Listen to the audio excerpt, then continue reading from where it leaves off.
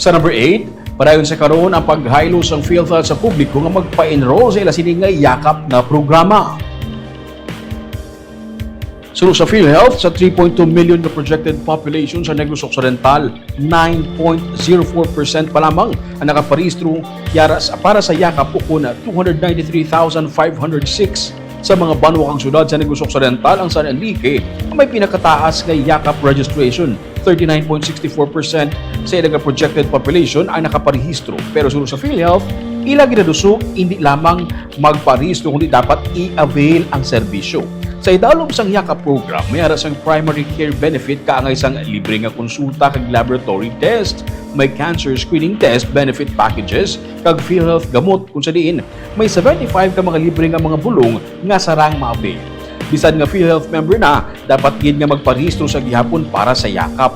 Sarang magpadulong sa talatapan mismo sang Philhealth, pwede man mismo sa portal sang Philhealth o kung sa e-gov nga app magparehistro para mangin yakap member. Hindi lamang ang Philhealth member ang pwede makaparehistro kundi pati man ang mga dependents sini na sarang maka-avail sa kasubong man nga mga benepisyo.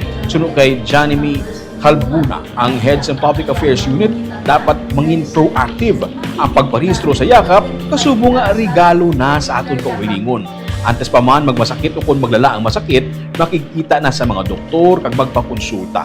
Ang Regional Vice President sa Philhealth nagahaylo man sa mga clinics and diagnostic facilities nga magparehistro kung mangin affiliate sa Philhealth para man sa mas madamo pagid nga sarang malapot sang libre nga serbisyo.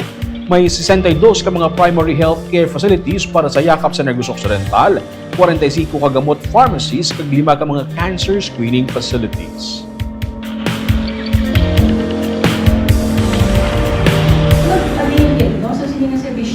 Parang amo na ni mo nga gift man sa self mo kaya kada isa ka tuig check up lang visit sa aton sa nga yakap clinic so that you'll see kung indeed healthy kita or feelingan lang na healthy kita kasi wala magaling gala i-chat so feeling nato di ba mang healthy kita pero actually posible may ara na dara gali nagyan suprero na kita nga masakit so I hope nga ma-improve natin ang data natin kagkabay ang aton sila mga media partners buligan yung kami moms and sirs. Mga big companies, you can invite our EU head or ang mga new staff ng MONO to go to your respective offices and then we will go to you and kami mag-set up sa registration booth.